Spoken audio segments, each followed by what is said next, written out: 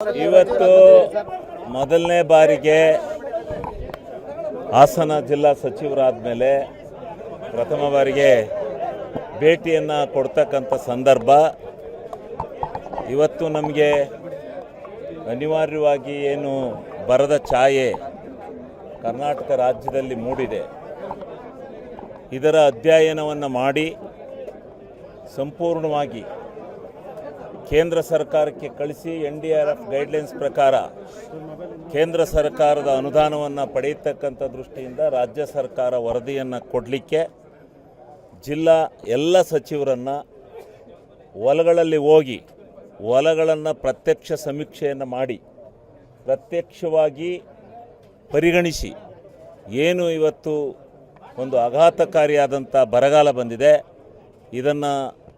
ಇದರಿಂದ ರೈತರನ್ನು ವಿಮುಕ್ತಗೊಳಿಸ್ತಕ್ಕಂಥ ಅವರಿಗೆ ಪರಿಹಾರ ಕೊಡ್ತಕ್ಕಂಥ ದೃಷ್ಟಿನಲ್ಲಿ ಪ್ರಾಮಾಣಿಕವಾಗಿರ್ತಕ್ಕಂಥ ಪ್ರಯತ್ನ ನಡೀಬೇಕು ಅಂತಕ್ಕಂಥದ್ದು ಮೊದಲನೇ ಸಚಿವ ಸಂಪುಟದ ಸಭೆಯಲ್ಲಿ ನಿರ್ಣಯವನ್ನು ಸನ್ಮಾನ್ಯ ಮುಖ್ಯಮಂತ್ರಿಗಳ ಅಧ್ಯಕ್ಷತೆಯಲ್ಲಿ ತಗೊಂಡು ಇವತ್ತು ಇಡೀ ಕರ್ನಾಟಕ ರಾಜ್ಯದಲ್ಲಿರ್ತಕ್ಕಂಥ 34 ಸಚಿವರು ಮುಖ್ಯಮಂತ್ರಿಗಳು ಸೇರಿದಂತೆ ಎಲ್ಲ ಸಚಿವರು ಇವತ್ತು ಹೊಲದಲ್ಲಿದ್ದಾರೆ. ನಿನ್ನೆ ದಿವಸನೇ ಹೋಗಬೇಕು ಅಂತ ಇತ್ತು, ಇವತ್ತಿನಿಂದ ಹೋಗಬೇಕು ಅಂತ ಕಡ್ಡಾಯ ಮಾಡಿದ್ದಾರೆ. ಆದ್ದರಿಂದ ನಾವು ಇವತ್ತು ಇಲ್ಲಿ ಬಂದಿದ್ದೇವೆ.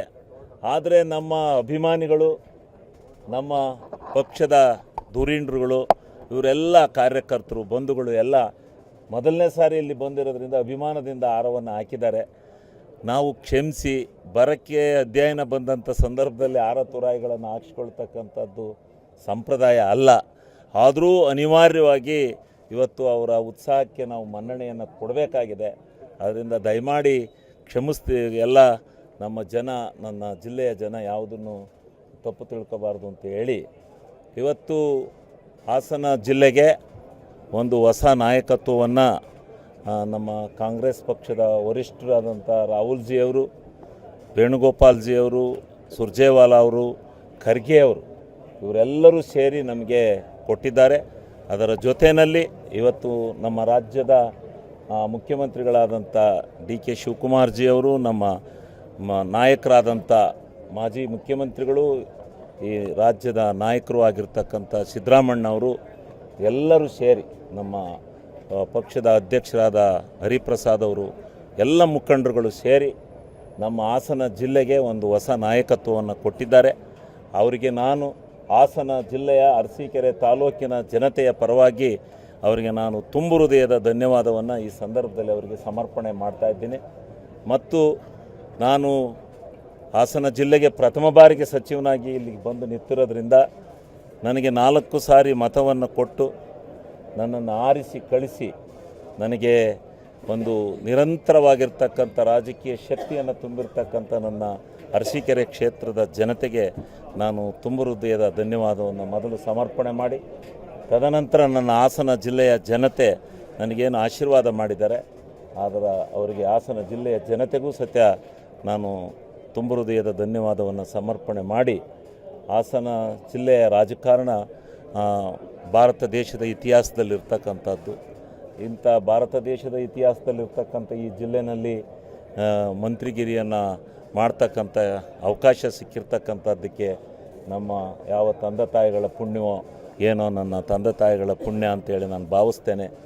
ಅಂಥ ಎಲ್ಲರ ಆಶೀರ್ವಾದದಿಂದ, ನನ್ನ ಜನತೆಯ ಆಶೀರ್ವಾದದಿಂದ ಸಿಕ್ಕಿರ್ತಕ್ಕಂಥ ಈ ಒಂದು ಪವಿತ್ರವಾದಂಥ ಕೆಲಸವನ್ನು ನಾನು ಪ್ರಾಮಾಣಿಕವಾಗಿ ಅರ್ಥಪೂರ್ಣವಾಗಿ ನಿರ್ವಹಿಸ್ತೇನೆ.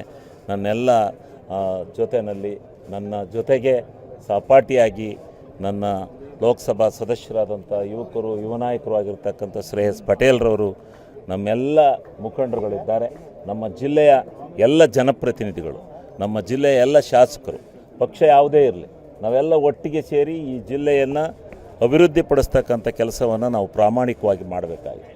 ಅನೇಕ ಜ್ವಲಂತ ಸಮಸ್ಯೆಗಳು ನಮ್ಮ ಮುಂದೆ ಇದ್ದಾವೆ.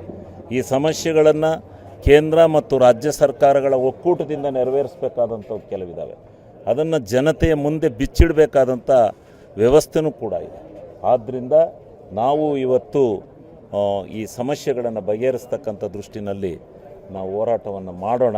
ಪಕ್ಷ ಭೇದವನ್ನು ಮರೆತು ನಾವೆಲ್ಲ ಒಂದಾಗಿ ಈ ನಮ್ಮ ಹಾಸನ ಜಿಲ್ಲೆಯನ್ನು ಪ್ರಗತಿ ಪಥದತ್ತ ಕೊಂಡೊಯ್ಯೋಣ ಅಂತಕ್ಕಂಥ ಆಶಯವನ್ನು ಈ ಸಂದರ್ಭದಲ್ಲಿ ನಾನು ವ್ಯಕ್ತ ಮಾಡ್ತಾ ಈ ಸಂದರ್ಭದಲ್ಲಿ ನನಗೆ